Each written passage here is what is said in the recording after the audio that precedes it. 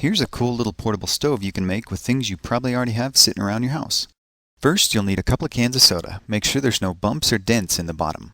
You'll also need some fine sandpaper, a utility knife blade, a thumbtack, a coat hanger, some fiberglass, and a bottle of heat. Use the sandpaper to remove the paint off the bottom couple of inches of both cans. Open the first can and pour out the contents. Using a book to hold the utility blade, carefully cut off the bottom inch of the first can, and then use the sandpaper to smooth out the sharp edge.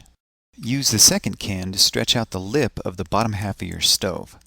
Now just add some fiberglass and your bottom half is done. Make the top of your stove the exact same way. Before assembling the two pieces, you'll need to use the thumbtack to create a fill hole in the top half. Now comes the tricky part. Carefully place the top half inside the bottom as level as possible so the edges don't catch. Use a shim from the leftover piece of can if you're having problems getting it to fit. Once you have it lined up, squeeze it together as tightly as you can get it. Finally, use the thumbtack to create the fuel jets. Create a bunch of them evenly spaced around the top of your stove. If you don't already have a pot stand, you can quickly make one with a wire hanger. Just be sure to sand off the outer coating first. Now it's time to test it out. Slowly pour the heat into the stove, giving it time to drain through the fill hole. It doesn't take very much. A few tablespoons is enough to boil a pot of water.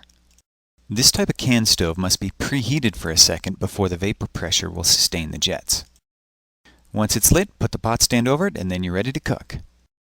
So whether you're camping or just forgot to pay the electric bill, now you can make a tiny stove even MacGyver would be proud of.